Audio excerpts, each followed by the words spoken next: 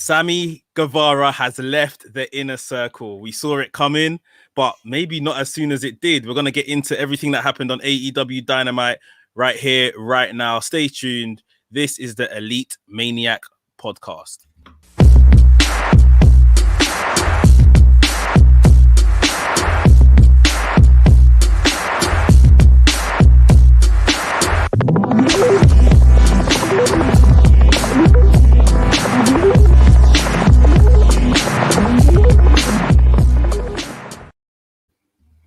What's up, people? Welcome to the Elite Maniac podcast, where we discuss all things AEW. I'm Mex, aka WrestleManiac UK. Also on screen that you can see is the co-host of the show, Mike, Elite News 1 on Instagram. We've got a brilliant show today to review. You know, AEW was so hot last night. And yeah, we're gonna get into it in just a second. Before we do, remember to smash the like button. First time on the channel, welcome to the channel, subscribe to the channel. And for all our audio listeners, hello to you guys too. Please make sure you subscribe and follow on your podcast platform of choice, and leave us a 5-star review while you're at it. Mike, how you doing, bro? I'm good. I'm in a good mood after last night. Really great show. I'm pumped. I'm pumped to be here. Thank you, everybody, for continuing to support us. It's really appreciated.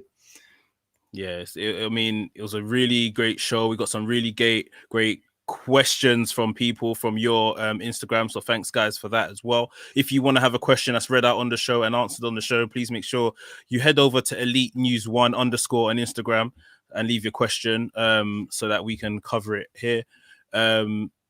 Shout outs to Christian in the chat, Arpit in the chat, and everyone else that's going to be watching this back or listening to this back.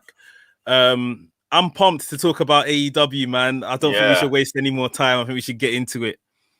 Let's do it, dude. Yeah, proper good show. You want to take us away with the first bit of action on the night? Let's do it.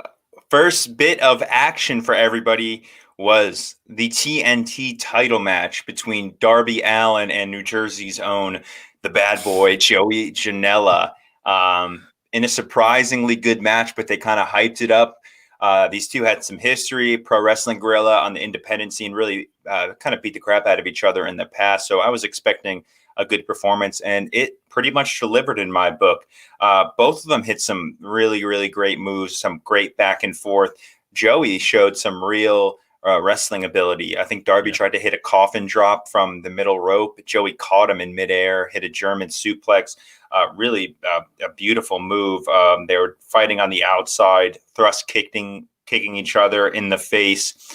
Ultimately, Darby did get the upper hand, though, in the end. He laid in a series of offense, hit an avalanche code red, and then hit a coffin drop. Now, this coffin drop that he hit was very impactful. For those that saw it, he really slammed into Joey Janela at full force.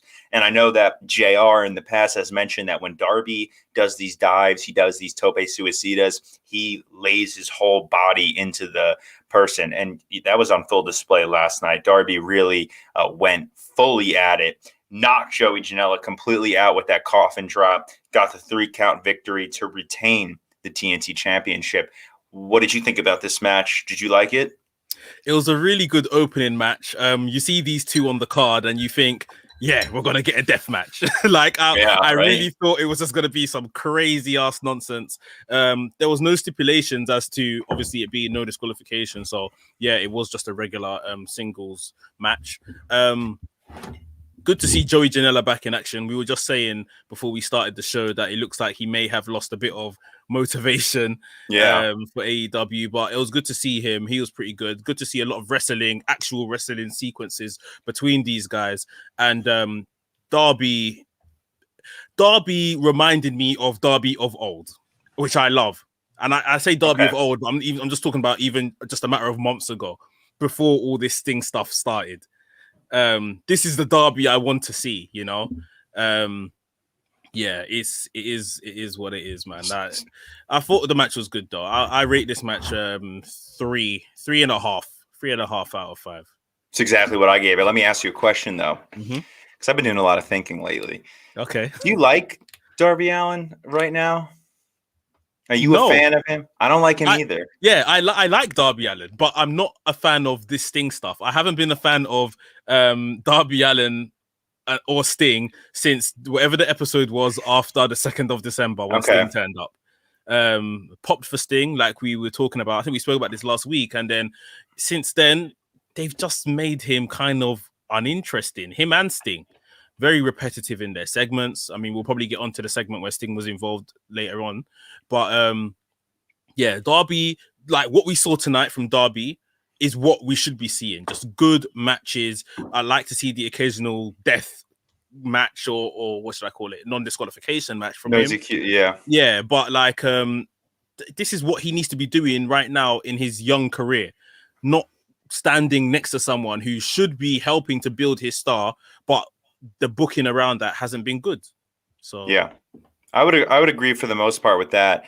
I really like Darby as a wrestler, but I don't know, man. I've just never really been a fan of his character and the whole story behind it. I feel like he has a really niche fan base, and it's just not for me. I know some other people that feel that way, but I was pulling for Joey Janela during this match. He's from Jersey. I like his stuff. I knew it really wasn't going to happen, but at least he put on a good match, and I hope that they continue to use Joey because, he's pretty much the king of the indies. And I think that's useful for bringing in new fans, really. I'd like to see more of Joey Janela.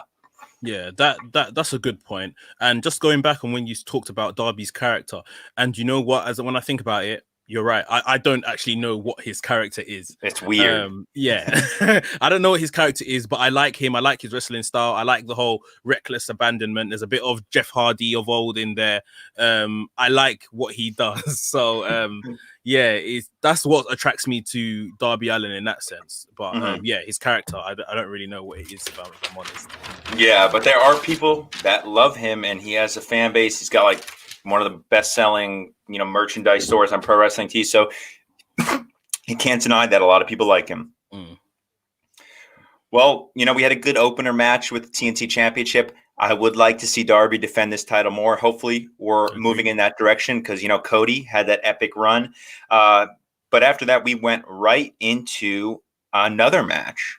And actually a pretty good, surprising match with, I think, good booking and good storytelling. Now, maybe not a lot of people know them, but these guys have been killing it on Dark. We had Cesar Bononi, the giant from Brazil. I think he's 6'7", teaming up with Pretty Peter Avalon, who has been on sort of a win streak, versus Cody and the newest addition to the Nightmare Factory, Lee Johnson. Big Shotty Lee. And I know Mex and I have been really pulling for Lee Johnson as of lately. Some of the stuff that he's been doing on AEW Dark has been absolutely just so impressive. He has great in-ring ability, but unfortunately, before coming into this match, he was 0-29, which is sad. He lost a ton of matches. He was pretty much jobbing out on Dark, but no more after tonight. Peter Avalon and Cesar Bononi, they put up a good fight, but Cody Rhodes and Lee Johnson really were kicking absolute ass. They teamed up great together, hit a great series of offense, went back and forth with each other. Lee Johnson, and I will say this, has one of the best drop kicks in the game. He does a midair drop kick. He did one on Peter Avalon and Cesar Bononi, and it looks like Kazuchika Okada. It's very similar to his drop kick. So, Lee is classic with that, and I really like it.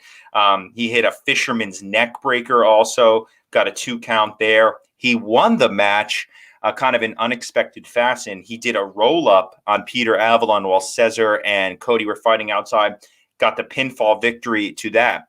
So Lee Johnson got his first AEW win, and it was subsequently announced after that he is now officially signed to All Elite Wrestling. How do you feel about this match and Lee Johnson finally paying off being on AEW? It's like a Cinderella story, as they say, right? He's put in so much work, even in all the losses that he had. You could see this guy's incredible. I thought this signing would have come sooner. I thought when he had that match with Ben Carter, if you remember, oh my God, that brilliant match, and then obviously Ben Carter actually got signed to NXT soon after that, and I thought, AEW, don't be stupid here. Don't let Lee Johnson, walk out as well.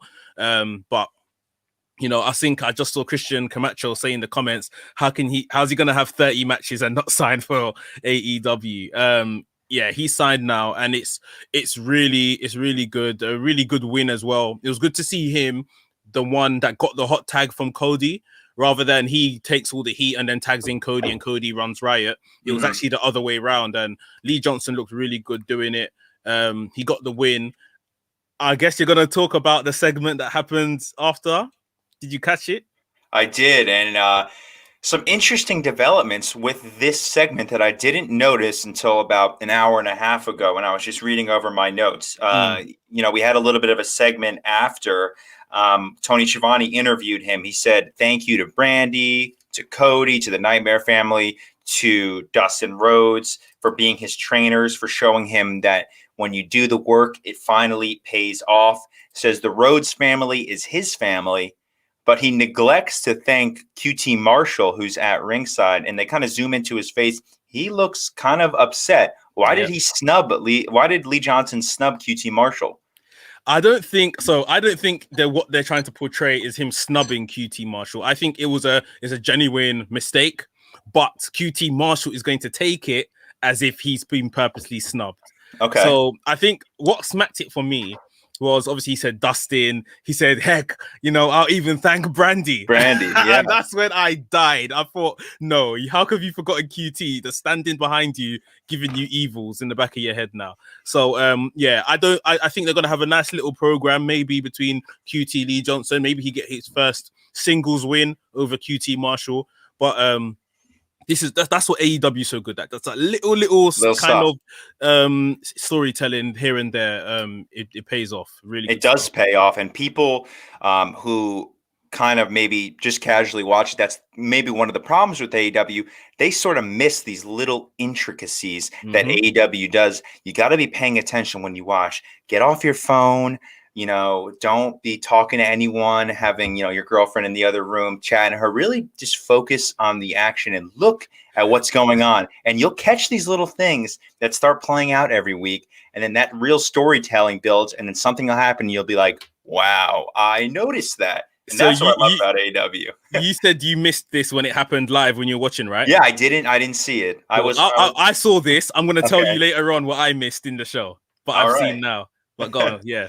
Yeah, QT Marshall, though, obviously he might be a little upset, so we should maybe get a segment between the two. And I also think it's interesting that QT is a heel on Sammy Guevara's podcast, his vlog. And I think QT Marshall, a lot of people don't realize, has a lot of power in AEW. I've read that if QT doesn't approve of someone, they pretty much don't get signed to AEW. So, QT, he's a big guy. And what's even funnier with the whole snubbing of everything? What's obviously that? QT Marshall, they've got the the Nightmare Factory. That's the where they do the training.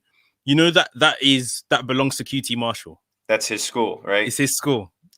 So it's like you've attended my school and you haven't even acknowledged me for training.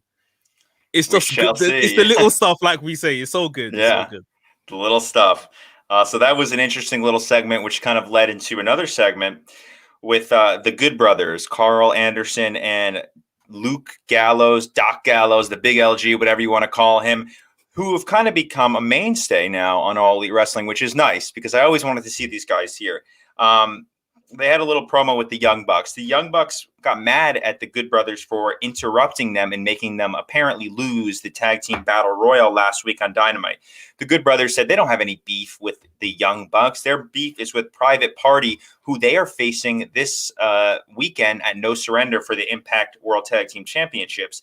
The Young Bucks then, kind of accepted their apology, said that they don't want to wait until Revolution to have this tag team match. They want to defend their titles now. So they will be defending the belts against Santana and Ortiz, PNP, next week on Dynamite, who we both mentioned last week that maybe they should be getting some more title shots. So are you happy to see this, or you think it's just filler? It is definitely just filler. Okay. I would love for a shock win, but I do have one small thing against this idea of having this match, right? What's that? Well, in fact, it's two small things. One, 3 weeks ago or so, they had the triple threat match for who's going to be the main tag team in Inner Circle. So why are Santana and Ortiz now the ones, getting an opportunity? And number two, last week, wasn't it? They had the Battle Royal to see who was going to face the Young Bucks at Revolution. But now, all of a sudden, Santana and Ortiz have jumped the queue to have a tag team match. Yeah, it's a little weird. Titles. It is a little weird. I won't dwell on it too much. Literally, Raw, WWE Raw done this the other day. I just don't like when you have like a big stipulation to get a number one contender, yet in the in-between time before the title match, someone jumps the queue, and then, I just don't think it's the best thing. But here we are. And no company's perfect. When storylines come out, sometimes they don't work out. Sometimes, they change them. But it's just sad to see for like real super fans like you and I, when we really know the story and we want to see it be followed, and it's not. So I completely agree with that. It's probably just going to be a filler match, which is unfortunate. But that's the reality when you move the pay-per-view back from February to March. You got to find some stuff to put in the show. It's true, but they could have just said, excuse me, Matt could have said, I'm fired up, who's the number one contenders? Santana, Ortiz, we'll take them on next week. No title involved. Let's just have a no DQ match with them. Okay. Yeah, that's it. There's no need for the title to be on the line because let's be honest, the chances are it's not changing hands. So no, yeah, because of the pay-per-view. I'd rather see somebody else, maybe a different tag team. I don't know. There's a lot of tag teams. Where's FTR? I mean, we'll get to that, but where are they? What's going on with that? Yeah, exactly. Yeah. Hangman Page. Let's move on a little bit. Big moments with Hangman Page. He had a little interview with Dasha Gonzalez, who actually did go into the ring this summer. Shout out to her. Yes. Hangman said that he does not want a tag team with Matt Hardy. He wants to stay alone, but Matt comes out. Obviously, he's got something up his sleeve. He says, I think you and I together are special. Says he rented out a bar for the two of them. How about we go there and have a couple of drinks and hang out? Hangman says, sure, I'll do that because, Hangman has got a little bit of an alcohol problem. Hangman leaves, runs into the Dark Order, who's coming up the ramp. Just a little awkward segment. Silver makes a joke, said, oh, my God, it's so awkward. It was hilarious. I felt bad for the Dark Order. Really got, again, snubbed by Hangman. Yeah. Mr. Silver. He is a national treasure. But I liked, at the back of the line, you saw Anna Jay just there, straight-faced, like, you messed with my boys and all of that kind of stuff. Obviously, that's some storytelling from BTE. Really good stuff. Really nice little segment. Yep.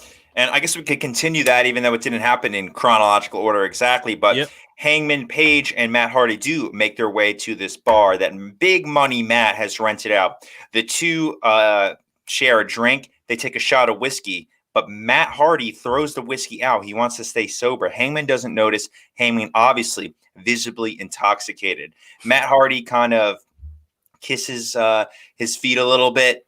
Kind of pumps him up a little bit, says, you're such a great guy. You're so awesome. Gives him a contract, offers it, says, we'll make billions of dollars together. Why don't you sign this contract? I will manage you. You give me 30% of your earnings. And what does Hangman Page do? You take it from here. So this is what I missed. You missed it.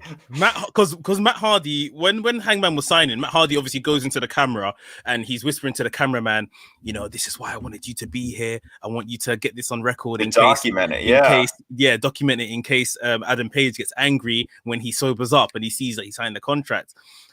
All this time, I'm completely focused on Matt Hardy. Okay. Whereas what is happening in the back, Adam Page takes his own contract out of his jacket and switches it with Matt Hardy's contract. Wait, what? Don't tell me you missed that. No, I didn't see that. I was telling everyone to pay attention, and I didn't even see that. I watched it back, and that is what happened. So Adam Page literally switched the contracts around. He wasn't intoxicated at all. He switched the contracts around. He signed his contract. He gave Matt Hardy the pen and said, "Yeah, you need to sign as well." Matt Hardy said, "Yeah." Matt Hardy obviously put the contract away and made off, thinking he signed Matt Hardy's contract, but he's actually signed Adam Page's contract. Brilliant. Oh, mind blown. I thought this segment was absolutely brilliant. I didn't even notice that until you just said that. Matt Hardy pulled a double cross. Adam Page pulled a double cross on Matt Hardy. Literally. I wonder what that contract said. I didn't even notice that. So, yeah, I'm guilty of that, too. This is exactly what we're saying. There's so much intricacies in these episodes. I was fully focused on what Matt Hardy was telling the cameraman, because I know AEW like to do these little bits and bobs while not knowing I'm focused on the wrong thing. You know, the actual bit is happening in the background of Adam Page pulling out his own contract. And it is. I guess we're going to wait and see what's on the contract. I don't know if it's going to be, Matt Hardy has now signed to free Private Party from their contract, or will it be a 6-man tag match, maybe Matt Hardy and Private Party versus Hangman Page and Reynolds and Silver. Who knows? Or it might be a singles match, maybe Matt Hardy and Adam Page at Revolution. But whatever it is, it was very good. And I'm sure we've got a match next week. Hangman Page, Matt Hardy and Private Party. I can't remember who they're taking on. But TH2 and the Chaos Project. Luther and Serpentico. Yeah. So I think after that match, we probably find out what the contract said. Yeah, so there you have it. Matt Hardy was double-crossed by Hangman Adam Page when he replaced the contract. I guess Hangman really wasn't intoxicated, and that's just excellent booking, excellent little hints from All Elite Wrestling. That's why we tune in. That's why we love it. So I am down to see what happens with this. And a lot of people speculating as well. Where would have Adam Page got the idea to keep a load of rolled up papers inside his jacket? Who's got papers from me? R.I.P. Brody Lee. R.I.P. Brody Lee. Yeah. Man. Miss that guy every day. But great segment. We'll move on to interesting match. Pac, the Bastard versus the Hollywood Hunk, Ryan Nemeth, Dolph Jr. Pac, number 3 ranked in the men's division. Ryan Nemeth, big fan of his. I really like him. I think he's got a lot of charisma. He's a cool guy. I want to see him continue to be back on AEW. And he mentioned on the Chris Van Vliet podcast that he showed up at AEW to pay his respects to Brody's wife, Amanda Huber. And then Tony Khan was just like, "Do you want to come in the ring?" And he was like, "Sure, I have a little bag of ring gear in my car. Why not?" So that's how he had his first dark match. But we have seen him skyrocketed into AEW Dynamite, kind of surpassing the proving grounds of AEW Dark. He's been cocky. He's been cutting promos saying he deserves titles. He's all this and that. And what happened? He got one move in on Pac. He got a spike DDT. Pac absolutely wrecked him, though. He had all the offense. He was hitting sternum kicks so hard, beating the crap out of him, snap suplexes. After Pac got hit by that DDT, he literally just got up and shook it off and cornered him and knocked him out by stomping him, and then hit the Black Arrow and the Brutalizer. Nemeth tapped, and you could see in the video on YouTube, if you want to watch it, when he taps out, his face is just like, yeah. I think it's his he's made it his display picture on Twitter. Okay, that's a classic shot. So good job to the AEW cameraman. So Pac killed him. I expect that now he's kind of been knocked off this high horse. Maybe he'll have to go back to the proving grounds and kind of build himself up there, which I think is exactly what he needs. But I had this at 2 3/4. It was like a squash match, but it was still cool to see. What about you? What did you think of this match? Yeah, 2.5, just because it was a squash match, really. It lasted about 3 minutes. Like you said, he got like one offensive move in. But it's brilliant to see Pac in this position because he is that good. So good, it's so good. It's like I was watching it and I was just thinking, you guys need to give this guy a title. You need to give him someone's belt. Someone's belt needs to leave their position, and Pac needs to be carrying it around because I'd rather see Pac have the TNT title. Yeah. I'm sorry, the Darby fans out there. Pac is so good, and he is even a contender in my book for the World Championship at some point in time. I mean, he's beaten Kenny Omega clean. Yeah. Who else can you say did that? Really? Yeah, Like I mean, FTR. this match, he lived up to his name of being the bastard. He was a true bastard throughout this match. I've got time for Ryan Nemeth. I can't lie. He is very good. I think obviously being Dolph's brother, he's got selling down to a complete T. He's very good at it. I just do think, and we mentioned this last week again, the packaging. He's got to do something to change himself from being Dolph the second, if you see what I mean. Something needs to change visually. Other than that, I think he's good to go. Yeah, I like him. I'm glad he's here.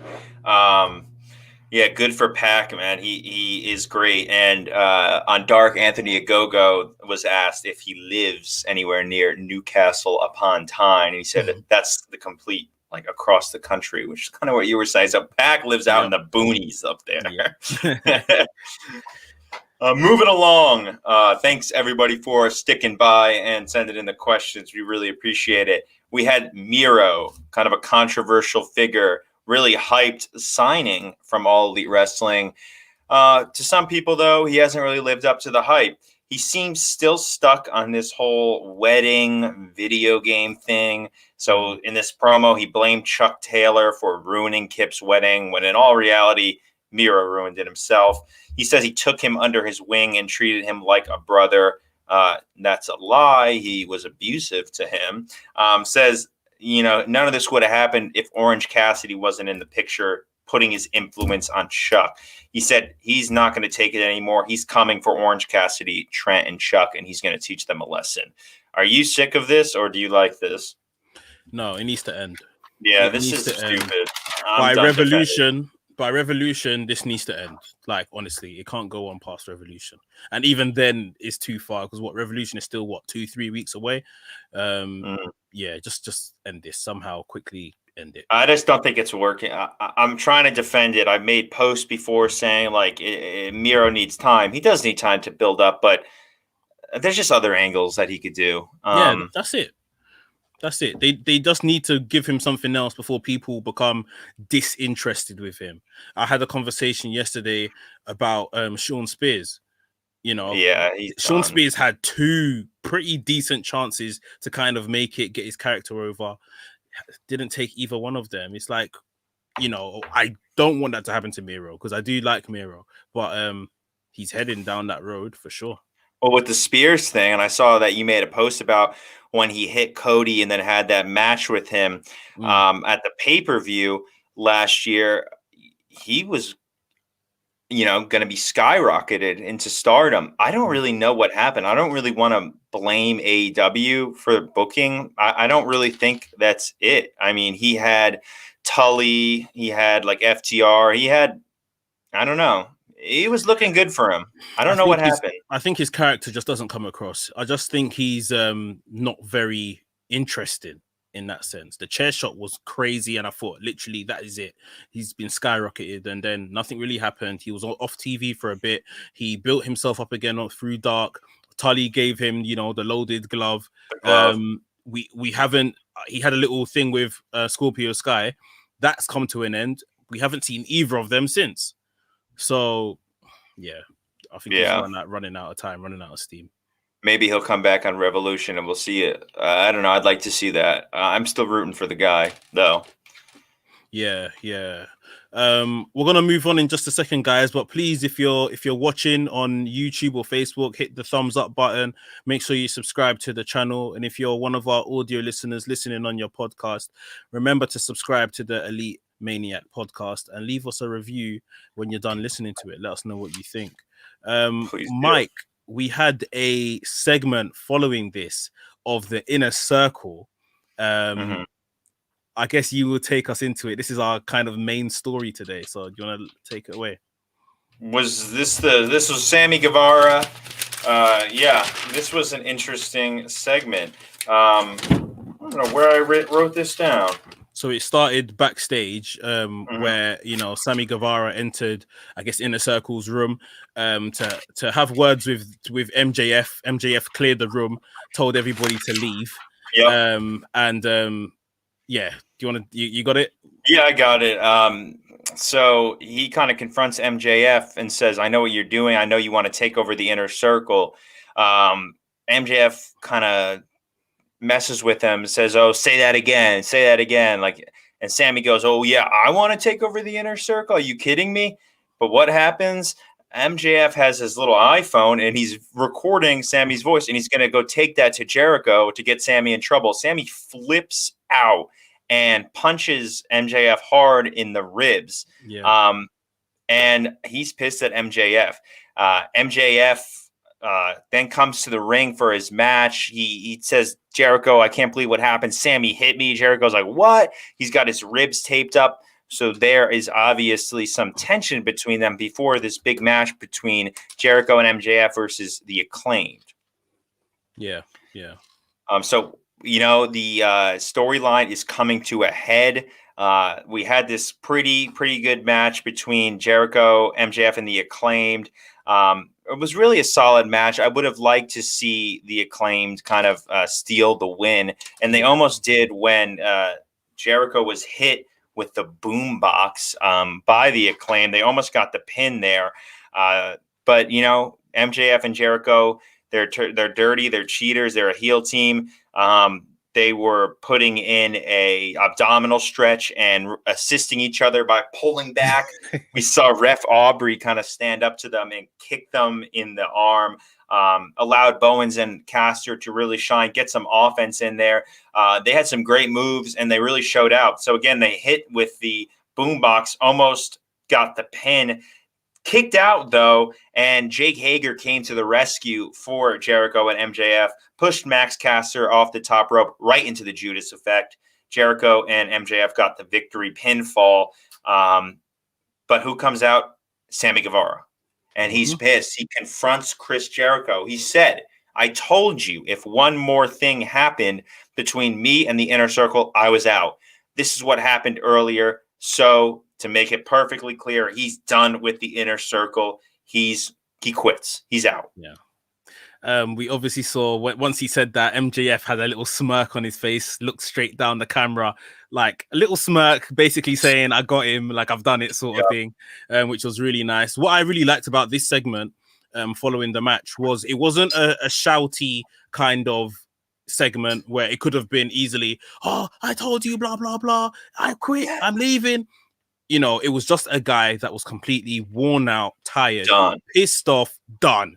And he came out, took to the mic so calmly, but still expressing how pissed off he was. And he goes, I told you, if something else happens, I'm done. So, you know, I'm here to say I'm done. I'm done. I quit the inner circle. Lays down the mic, walks out. I just think it's brilliant. Sammy Guevara has turned it around. He was kind of like a bit of a prick before, if you like. He's kind of turned it around. He's getting a lot of, you know, babyface reactions right now. I can't help but think he'll probably get involved some way, somehow in the Revolution match that MJF and Jericho are involved in. Maybe in the meantime, we might see him pop up in a few other promotions since, you know, this forbidden door is open. You might see him in the Impact X division. Who knows? Yeah, so on the way out, Alex Marvez stopped Sammy Guevara and said, what's going on? So he had his whole suitcase packed and he was leaving Daly's place. He said he needs some time away from this place. You know, as you were saying, he's done. So exactly what you just said, I think there's a very good possibility that he ends up on Impact. And I said that last night, and I think we're going to see him. So you heard it here first. I think he's going to go to Impact to truly get some time away from AEW. But also, what an opportunity missed by AEW with Jericho and MJF as the tag team at Revolution. This should be this should be MJF versus Sammy. I think that would be a great match. And wow, we have enough time to build it. I think it'd be really great. That might be the match at what's the next pay-per-view? All Out? Yeah, wow. That might be All Out, which is maybe another 3 months down the line.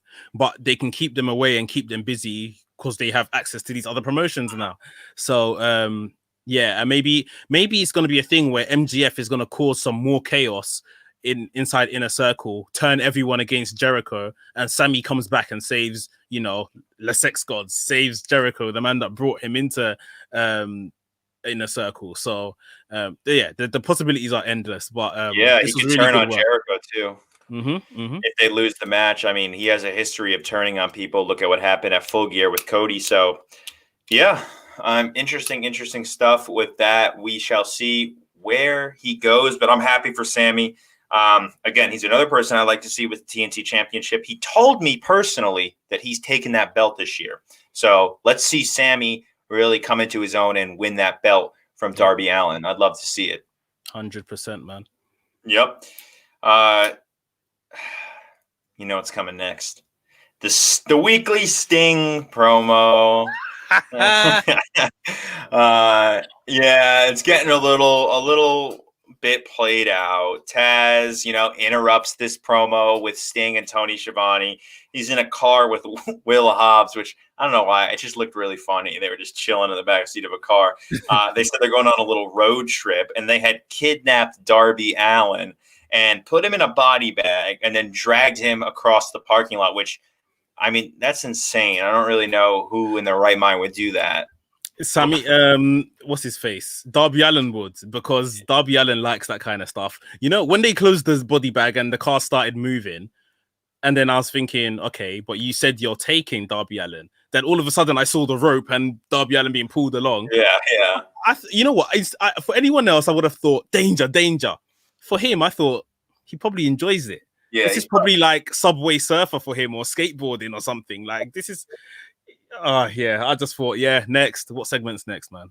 Yeah, I can't wait to see what Cornette says about this, because he always loves to comment on Darby's stunts. But Sting actually went after him this time. Yeah. He went out with the bat and left. So maybe they had a fight. I don't know. They weirdly cut the camera off, so we don't really know what happened. 60-something-year-old Sting chasing a car. He didn't catch them. No, he didn't catch them. So I guess next week we'll find out where they did go on their road trip. One more thing I forgot to say, Sammy exited through the babyface tunnel. Yeah, I did see that. I can't keep up with which one's which, but a lot of people pointed out online today that it was the babyface tunnel he left through. So. Yeah, good for them. All right, what about this golf course soiree between Marvez, Callis, and Omega? I mean, Kenny in this golf polo, he looked great. Golfing, pitching out of the sand wedge, got the ball in. I think Callis pushed it in for him. Marvez asks him, why are you golfing in Florida right now? Why are you dressed like this in a golf polo? Shouldn't you be training, getting ready mentally for this big match with Moxley, Archer, and Kenta? And he's like, no, I already have this track record of proving myself for years. I don't need to train. I'm too good. He said that he's not going to lose. This is his training, spiritual training. And then he hits the ball in, really doubling down on this kind of cocky champion. I can't lie. I never heard one word he said, because the entire time I was watching Don Callis in the back, messing with the balls, playing with balls. So I didn't even see that until he said, "Oh, it went in." Yeah. I watched the entire thing, and I was watching Don Callis. I didn't hear one word Kenny Omega was saying, because Callis was making me laugh in the back. So I guess the moral of this whole episode is watch the background.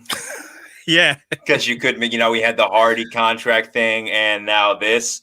Really interesting stuff going on in the backdrop of AEW Dynamite. I think that's something to look out for in the future. Definitely. Women's World Title Eliminator Tournament, USA Division First Round Bracket, Thunder Rosa versus Legit Layla Hirsch. What a great match, right? Very, very good match. I felt bad that Layla Hirsch was drawn against Thunder Rosa in the first round. Me too. Because I would have liked to see her progress at least one round, get one win under her belt. But I think they've got big aspirations for her in the future.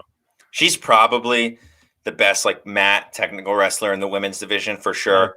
I hope she's officially signed. Thunder Rosa, though, no, really, really good. I would have liked to see Layla continue to get some wins. I said a couple weeks ago that Eva Leaf should be in Team Taz, but you know who also could be in Team Taz? Layla Hirsch. If they did want to add a female component to their faction, I mean, who better than her? They build themselves on suplexes and mat wrestlers. That's what Taz is. Yeah. That's what Layla Hirsch is. I mean, during this match, she hit some beautiful wrestling moves. She hit some great mat wrestling, some topes, some moonsaults. Really did an excellent job showing that she can wrestle. And that is her. She is an amateur wrestler from New Jersey, which you don't see that a lot, a woman getting into amateur wrestling. That is awesome. But Thunder Rosa ultimately did get the win. She did fight back and hit that Fire Thunder driver after some counters by Layla Hirsch and got the pinfall victory. So we do know now that in the bracket side of the USA division, Thunder Rosa is advancing. Yeah, which I think we could have guessed beforehand, like we said. I mean, it's going to be very interesting. I think Thunder Rosa also cut a promo, not after the match, but like a recorded promo saying that, you know, she wants to go all the way. She wants to win the AEW Women's Championship. She wants to win the NWA Women's Championship back. I still think Britt Baker's going to win this tournament. Yeah, I still think Britt Baker's going to become champion. Maybe, I don't know if there's a way, depending on the brackets, for Britt Baker and Thunder Rosa to basically have a rematch of their previous match in the finals. But it's got to be Britt Baker at this point. I saved the bracket. Maybe there is a way, but we have Deeb and Riho going next week. Ty Conti and Nyla and Britt facing Anna Jay. And then it was announced Monday on YouTube will be the Japan tournament. Yes. And I think Excalibur noted that DDT Pro Wrestling is helping them put it on. So we got the bracket set up for that. And I'm excited. And this was a great first start for the women's eliminator tournament. I gave it a 3 3/4 stars. I just really liked this match. And I thought there was really good technical wrestling. Yeah, I gave it a 3.5. I thought it was a pretty good match. Yep. Well, we shall see who advances in the tournament. We had a quick Jungle Boy interview with Tony Schiavone. Says he's going to make Dax his bitch. He kind of already did by making him tap. Yep. But he's angry. So I would assume we're getting some sort of Jurassic Express FTR match at Revolution. I would say so. Yep. Moving on, people, to the main event of the evening. The American faction of the Bullet Club. Kenny Omega and Kenta versus Lance Archer and Jon Moxley. 3 of the 4 men who were in this main event were former IWGP United States champions, which was really interesting. Kenta obviously is vying for that championship right now. But Kenta came to the ring in his New Japan theme, Bullet Club gear, and the IWGP rights holder briefcase. And boy, was it awesome. I love to hear it. He's making his AEW debut. Kenny entered to Battle Cry, the theme song. I thought there was a chance that maybe we'd hear Devil Sky, his New Japan theme, which, they're partners now. They own the copyrights to that song. If he wanted to, I don't see a reason why he couldn't bring back that theme song. I think that would kind of fit his heel persona.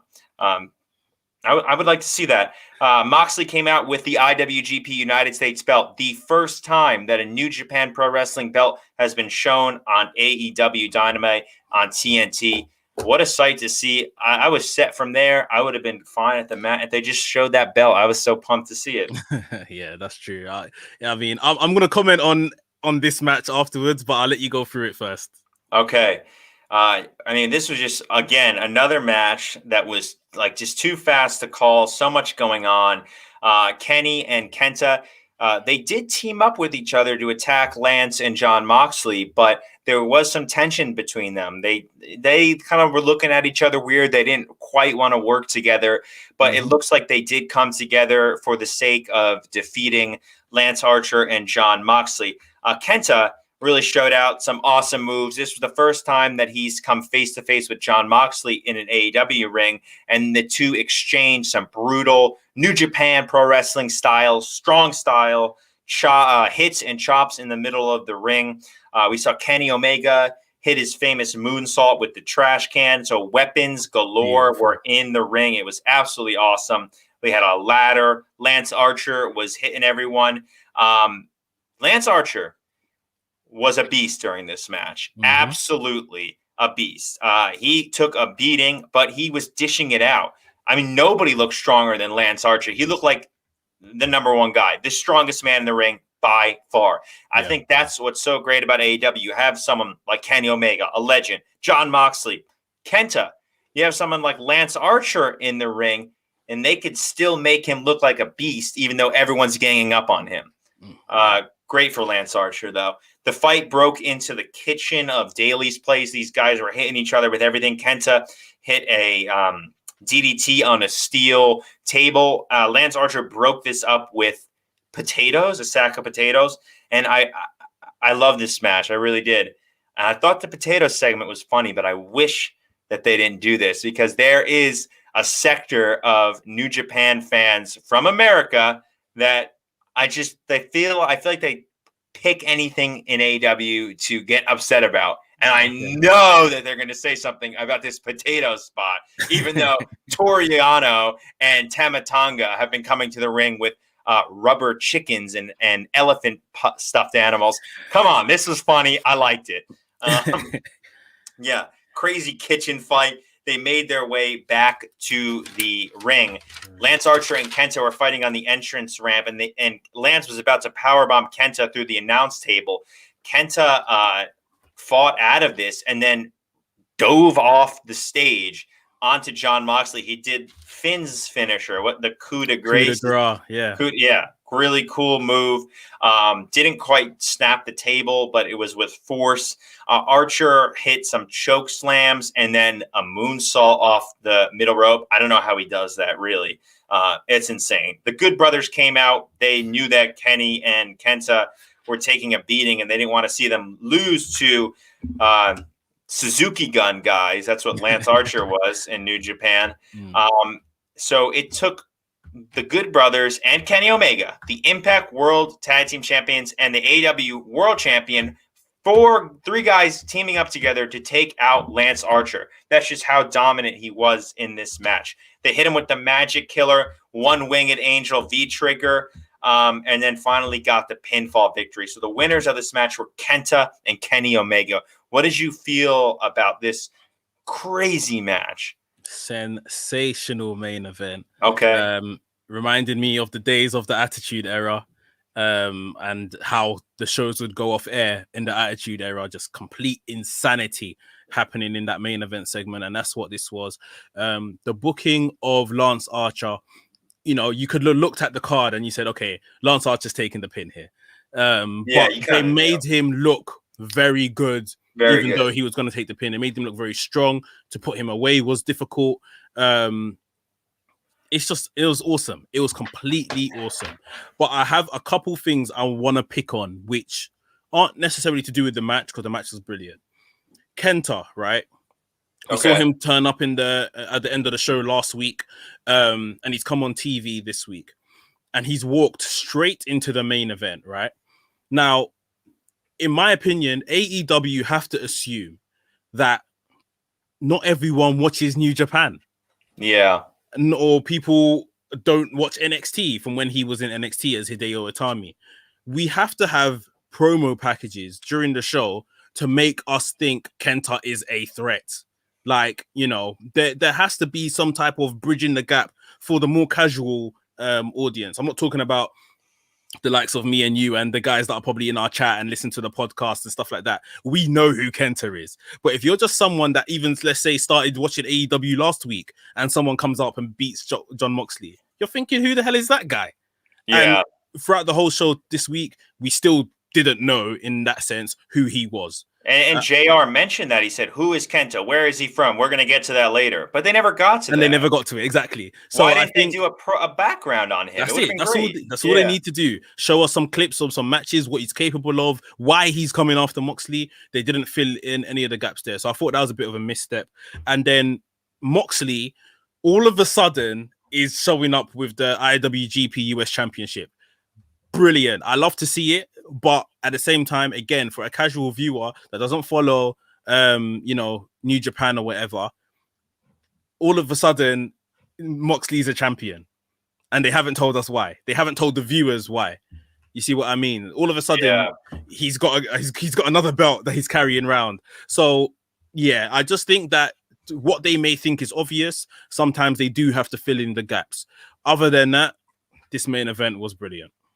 I know that's been a complaint from us and many people that sometimes they just don't do enough background to really fill in the casual fans. And, we have Eric Bischoff and people saying that, AEW is great for the fans that are already there, because we all know, but to bring in new people, you got to fill them in and you got to draw them in. And I think that just one minute, even 30 seconds of just background on Kenta, it would have been really good. So I agree with that. As of now, AEW is getting their clips posted on New Japan World right now, which is really cool. So maybe we'll get some crossover from the Japanese audience. But you are definitely right. The problem I had with this match, what you said is very true. And I think I would have liked to see Kenta pick up the pin. Over Moxley? No, I would have liked to see Kenta instead of Kenny get the pin. Kenny doesn't really need the pin. He's the champion. I think it would have been really good and kind of a thank you to New Japan Pro Wrestling. That they're appreciative of the partnership. They're appreciative of sending Kenta over here. I would have liked to see it. I hope it's not the last time we see Kenta on Dynamite. I really would. I think he could have a match at the pay-per-view at Revolution between Archer or someone like that. I was just really happy to see this guy. I hope it's not the last. I hope more of them come at Revolution. But I really like this. I really liked the fact that it took 4 guys again to take out Lance Archer. I love the part with Jake Roberts where he got involved to defend Lance and Kenny was going to V-trigger him. And, it was broken up by Death Rider John Moxley with the barbed wire bat. And he was wearing his New Japan t-shirt too, which is a little nod to them too. That's not an AEW shirt.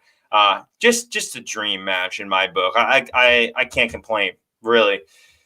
No, honestly, it was a really, really well done match. The match was put together so well. The outcome was the right one as well. And I guess next week we'll see where we go from here. What did you have it? I had 4.5. I just gave it 4. I think the match probably deserves more than a 4, if I'm honest. But yeah, just a little bit of filling in the gaps of why, Moxley's carrying around this new belt and who Kenta really is. It just wasn't told. So yeah, minus a bit from them. From that. You mean that belt? Yes, the IWGP US Championship. But yeah, that was AEW Dynamite. What do you think of the show as a whole? For the whole crossover, solid matches. I really didn't have many complaints with this as compared to other weeks. I gave it a 9.5 out of 10. I was glued to my seat the whole time, at the edge of it. Couple oh my god moments. I'm satisfied. I was fully entertained. And that's really all you can ask for. Yeah. I'm giving it an 8.5. Very, very good show. One of the better shows they've done in quite a while. Eric Bischoff saying that AEW is flatline. He's dead wrong. He's you know what? I stuck up for him. I like to see him on Dynamite, but what is he talking about? I don't agree with that at all. I mean, we are on the rise here with all these partnerships, with these matches, with Revolution coming up, and just wait until they go back on tour when fans come back. Because do you remember the hype that they had last year before the pandemic? Yeah. I don't think that's going anywhere. So I think he's dead wrong with that. And I just had to say that. No, 100%. We've got a few minutes left. We're going to run through some of the questions. Thanks for everyone that sent in questions. You have to send it to Mike's Instagram account. So make sure you're following Mike Elite News 1 _ and then you can enter the question thread to have your question read out on the show. So Mike, you want to take it away with the questions? Sure. We'll go with Hunter Longhorns. He says, do you think the New Japan Bullet Club will show up and have a feud with the Elite Bullet Club? I think we said that last week, that maybe at Blood and Guts, the pay-per-view, obviously when the pandemic ends, or obviously Tama, Tanga, and Jay White are residents of Florida. So when they're not in Japan, that's possible. Yeah. I would love to see it, that's for sure. So the quicker we can get to that, the better. I want to answer one from Wrestle in Peace, our guy Arpit. Plan a super show for AEW and New Japan. Oh my god, this might have to be its own podcast, honestly. Yeah, I think we have to do that too. Yeah, this might have to be its own show because there's just too many dream matches. Too many dream matches to put here. Fat Mark said, what happened to the bonus episode? Well, we're going to do it, but let's let this play out a little bit more before we break it down completely, because there's just so many interchanging parts. And, that super show that Wrestle in Peace just mentioned, that would sell out Madison Square Garden for sure. And we have a lot of companies that could be involved. NWA, Impact, New Japan, AAA, maybe even Ring of Honor and CMLL, the Lucha Libre promotions. Everyone could get involved. It'd be a mega show. And that'd be so cool. Yeah, literally. I've got a question here from Ice Cold IG. Chris Jericho will be kicked out to the Inner Circle. Well, it's not really a question, it's a statement. I guess that's his hot take or something. Possibly. I mean, we even mentioned it during the show that maybe it's going to take a return in Sammy Guevara to save Chris Jericho from this fall from grace he may have. So it'll be interesting to see that. It'd be interesting to see that too. Also, I would have been fine with the Inner Circle just going on the way they were, maybe even without MJF and Wardlow. I like the faction. I thought they were cool. I liked them. I don't think they needed to break up yet. I think they definitely needed something, though. They definitely needed something to happen to just keep them interested. And this is good. Okay. What about from AEW X? He says, realistically, who do you think will be the one to defeat Darby? Ooh. Who is going to defeat? I think, well, to be honest, he's got a bit cold in recent weeks. If you asked me this question, some weeks back, I would have said Ricky Starks. Not really anymore. Yeah, he's got a bit cold. So, I don't know. I don't know either. I have no idea. I think he'll probably reign for a little bit. Yeah, definitely. Unfortunately, in my book. We've got a similar question from Prodigy _kid _Draco _official. Who's going to end Kenny Omega's title reign? Hangman Adam Page. One can only dream. What do you think? That's my guess as well. But how long does Kenny keep the belt for? I mean, how are they going to take it off of him? They've dug themselves in a hole here. He's not getting rid of that belt for a while. As long as they keep his character interesting, I think, he should hold it. Maybe next year Revolution he loses it. Yeah, let's keep this going. I want to see him win some more belts too. I want to see him take Swan's belt, Impact Wrestling. Yeah, that'll be fun. Yeah, and maybe a New Japan belt. Maybe we can give New Japan something in return. Yeah. That'd be cool. Maybe that U.S. title. I saw a tweet the other day said, I know that it's not possible, but can Moxley retain so Kenny can face him and take that belt? How cool would that be? Yeah. That would be good. Doubling down, yeah. You got any other questions on your side? Thank you, Joey DeVries, for the 2 questions. But this is my best friend from home. He's just messing with me. But another one from one of my best friends, Benito Abate, Ben Abate. If you had to go into the ring for a tag team, who would be your partner and who would be your dream match opponent? So AEW-wise, a partner for me, after last night, I picked the Murder Hawk Monster, Lance Archer. I'd like to be in my corner. I like him. And I'd like to face the Bucks. I think that would be a cool match, and they make anyone look good. Yeah, that's true. I think I would go against the Bucks as well. And I think I would actually choose Moxley as my partner. That's a good choice. Yeah, Moxley or Archer. I think they'll always defend you no matter what. Some of the other guys maybe stab you in the back. Yeah. Let me jump on this last question, and we'll just take some comments from the chat before we end the show.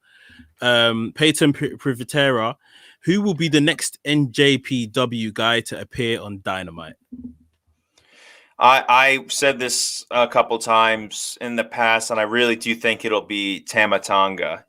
He's kind of like the de facto leader of Japan Bullet Club. Yeah. He's the one who has called everybody out and really started this feud.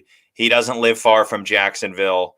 Why not? Why doesn't he come? Post-match interview last night with Don Callis, Omega, and the Good Brothers. You see Don Callis completely insulted them, the Japanese faction. He was like, oh, they need your help, buy their merch. They're struggling right now. So expect them to fire back on them. Yeah, literally. I think Tama Tonga's a good pick. It's realistic. It fits the story. So, yeah, I would like to see him come across as well. He's so good. He's brilliant. Yeah, he's good fun. Yeah. Just taking some of your comments from the chat before we get out of here. Christian Camacho, all my homies hate Sissy Boy Darby and his little girl leggings. Don't be mean, Christian. He said this every week. Every week he says this. Arpit says Darby needs to be booked right. AEW made him the worst thing on the show, and his character work is really relatable. Yeah, Darby would like to see some good character work and not all this Sting stuff, in my opinion. Mm-hmm. Epic guy with awesome name says now Cody's injured. Yeah. He has got an injury now. Hopefully it's not too bad, but from what I know with rotator cuff injuries, it could be anywhere between 3 and 6 months he's out, depending on how severe that is, which puts his match with Shaq into question, to be honest. Well, hopefully we still get to see Jade. Yeah. Because I'm waiting for her in-ring debut. I'm really confident that she's going to be the next big thing for the women's division. I'm fully behind her. Yeah. NK says, I love the attention to detail with Kenny's character. He's dressing more and more flamboyant as each week progresses. Look at how his attire and demeanor was a year ago compared to now. Progression. Arpit says that Layla Hirsch should be signed and she's better than everyone, excluding Rosa. Sign Hirsch. Yes, please. Yeah. NK also says, what a main event this was. Simply phenomenal. The post-match segment on YouTube confirms to me that there are definitely plans for a Bullet Club related feud going forward. AEW knows their audience. What else have we got here? I'll just take this last one. Arpit, no, wait. Tama Tonga will show up with a freaking gun at Dynamite. I wouldn't mind it as long as it's not a real gun, no bullets, but I don't mind the gun. What a good show. Thank you for everyone that joined. That is our show. Please make sure you smash the like button on your way out, and if you're new here, subscribe to the channel. And for our audio listeners that listen on our podcast, listen to the podcast version, please make sure you subscribe and follow us on your podcast platform of choice. Leave us with a 5-star review. Let us know what you think of the show. We will be back same time next week, talking all things AEW Dynamite. Mike, you got any last words? I got it. Thank you to everyone who's been on here. If you could, just do us a favor.